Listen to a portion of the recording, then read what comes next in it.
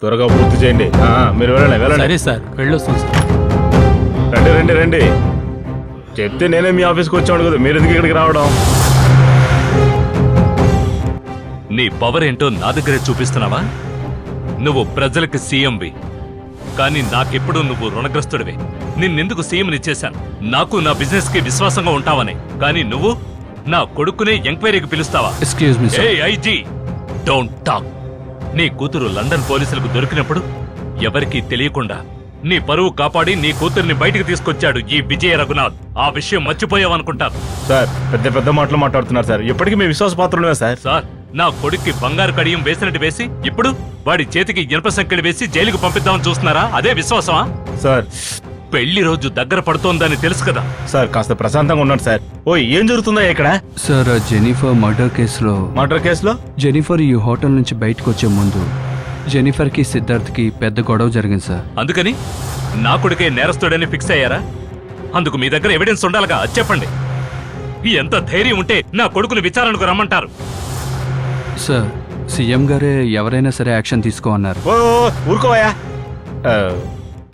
ఆ రోజు press meet లో అమ్మాయిలు ఊరికే కనపడకుండా పోతున్నారు కదా, దానికి ఏం యాక్షన్ తీసుకోబోతున్నా అడిగారు.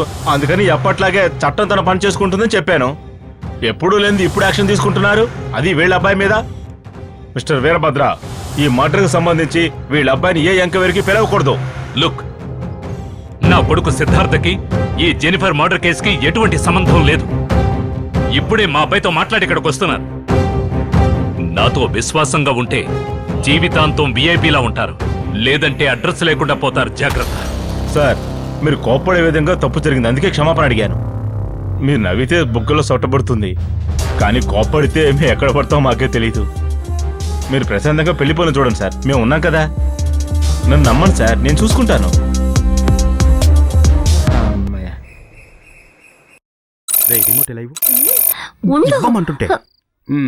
ప్రముఖ బాలే నాట్య కళాకారిణి శవం మురికి కాలంలో దొరకటం ఆ ప్రాంతంలో భయాన్ని కలుగు చేసింది.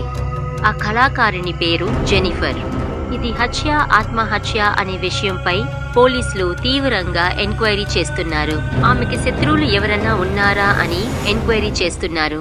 ఇలాంటి సంఘటనలు ఈ నగరంలో ఎక్కువైపోతున్నాయి. ఈ సంఘటనపై స్పందించిన ముఖ్యమంత్రి గారు నిందితులని వెంటనే పట్టుకోవాలని డీజీపీని ఆదేశించారు.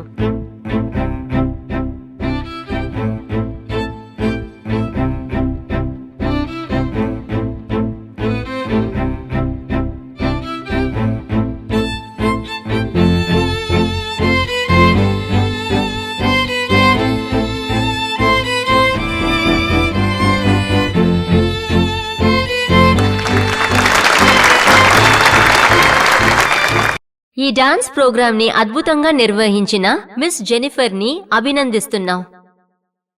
Next participant on the stage is Chinmaya Vidyalaya. Please come up. Go this way. Yeah. See and go. Excuse me. Yes. Performance చాలా ఎక్స్ట్రాడినరీగా ఉందండి. పిల్లలకు బాగా ట్రైనింగ్ ఇచ్చారండి. Thanks. నిజంగా ఈ పిల్లలు అదృష్టవంతులనే చెప్పాలి. ఎందుకంటే మీలాగా అందమైన తెలివైన టీచర్ దొరికింది కదా. సారీ, నేనెప్పుడు ఎక్కువగా మాట్లాడతాను, అదే నా plus and minus. Basically I'm RJ Big FM. If you don't mind, నాకు మీ కాంటాక్ట్ నెంబర్ ఇస్తారా అండి? ఎందుకు? నో, మీరు తప్పుగా అనుకోకండి. చాలా కాలంగా మా అక్క కూతురు బ్యాలీ డ్యాన్స్ నేర్చుకోవాలని నన్ను అడుగుతూనే ఉంది. నేను చేర్చాలనుకున్నాను, కానీ ఎక్కడ చేర్చాలో నాకు తెలియలేదు. అదే ఇప్పుడు మీరు కనిపించారు కదా, మీరు ఎక్కడ ఎప్పుడు అంటే అప్పుడే తీసుకొస్తానండి. ఉన్న స్టూడెంట్స్కే నేర్పించలేకపోతున్నాను. మీరు వేరే ఎవరినైనా చూసుకోండి. ఎక్స్క్యూజ్ మీ, మీకు అన్న పిల్లలు అక్క పిల్లలు ఎవరైనా ఉన్నారా? ఎందుకు? లేదు, మీరు డాన్స్ నేర్పించనని చెప్పేశారు కదా, అట్లీస్ట్ నేనైనా స్కేటింగ్ నేర్పిద్దామని అడిగాను. నా స్టూడెంట్స్ పెర్ఫార్మెన్స్ చూస్తే మీకే తెలుస్తుంది. అలా నాకు తెలిసిన వాళ్ళు ఎవరు లేరు. మామయ్య, ఇక్కడేం చేస్తున్నావు? వీడెవరు? వీడు మా అక్క కొడుకండి. అప్పుడు మీ అక్క కూతురని చెప్పింది అబద్ధమా? అయ్యయ్యో, అలాంటిదేం లేదండి. అక్కయ్యకి 2 పిల్లలు, ఒకటి అబ్బాయి ఇంకోటి అమ్మాయి. రేయ్, చెప్పరా నీకో చెల్లుందని. ఏంటి మామయ్య అబద్ధం చెప్పండి. కదరా. మీ ప్లాన్ ఏంటో నాకు అర్థమైంది. బాయ్. ఏమండి, తెలుగుకి వందనం. నేనే మీ ఆర్జే గౌతమ్ కృష్ణని మాట్లాడుతున్నాను. ఎప్పట్లాగే ముందుగా నేను ట్రాఫిక్ గురించే చెప్తాను. రెడీగా ఉండండి. ట్రాఫిక్ దొరక్కండి. గాజువాక నుంచి ఇప్పుడే ఒక మెరుపు తీగ బయలుదేరింది. ఈ హెచ్చరికని యువత వెంటనే తెలుసుకోవాలి, లేదంటే డేంజర్. ఆల్రెడీ ఒక యువకుడి ఉసురు తీస్తుంది ఈ మెరుపు తీగ.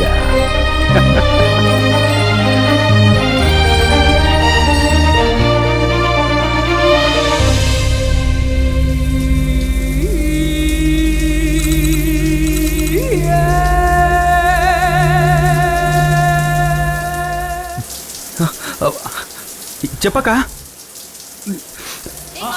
ఇదిగో వస్తున్నాను. జెనిఫర్ని ఎవరు చంపుంటారు?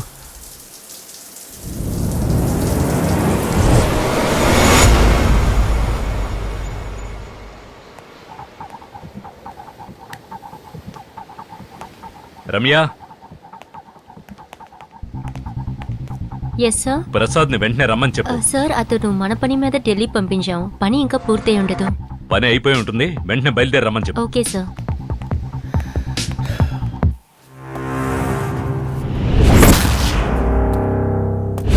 साई प्रसाद फाइनेंस मिनिस्टर से मिल रहा है। उसको घर में वाले ना आदमी भाई, या आपको पिस्टल, ब्लूटूथ, वॉच, आपको मोबाइल, आप जाओ। Excuse me.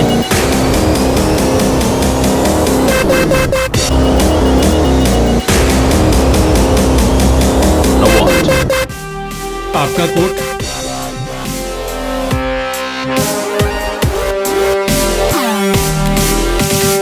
क्या मेरे गॉगल्स भी चाहिए? ना ना, इसका तो पहले ही स्कैन हो गया। मैं जा सकता हूँ? हाँ जी।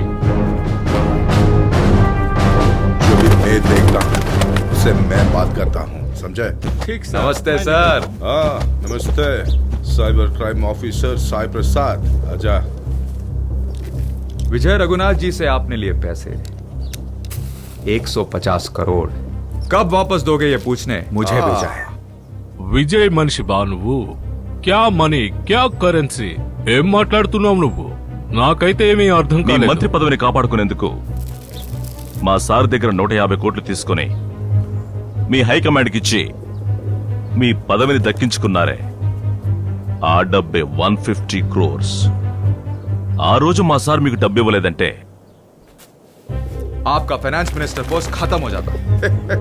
ఆయన డబ్బుని తీసుకుని ఆయన్నే మోసం చేద్దాం అనుకుంటున్నారా? It's not fair. విజయ్ దగ్గర నేను 150 కోట్లు తీసుకున్నది నిజం, కానీ దానికి సాక్ష్యం ఏది? ఆధారం ఏమన్నా ఉందా? నేను మీ బాసు దగ్గర తీసుకున్న దానికి ఎవిడెన్స్ లేదు, హైకమాండ్కి ఇచ్చిన దానికి ఎవిడెన్స్ లేదు. దానికి దీనికి సరిపోయింది మ్యాన్. మీరు డబ్బు మొత్తం ఇస్తారు, ఇచ్చేస్తారు, ఆ నమ్మకం నాకుంది. जल्दी अरेंज करो। 1 मिनट ऑफिसर। మీ బాస్ ఇంట్లో పెళ్లి జరుగుతుంది కదా, ఇదిగో 2000. ఏదైనా గిఫ్ట్ కొను. మిస్టర్ సాయి ప్రసాద్, నువ్వు కెమెరా ఫిక్స్ చేయడంలో ఎక్స్పర్ట్ అట అందరూ చెబుతున్నారు. నువ్వు ఒక్క స్టేట్ మాత్రమే చూసుంటావు, నేను మొత్తం స్టేట్లన్నీ చుట్టేశాను. అందుకనే నిన్ను గేట్ దగ్గరే ఏమీ లేకుండా స్కాన్ చేయించి లోపలికి పంపించారు. हाँ जा जा।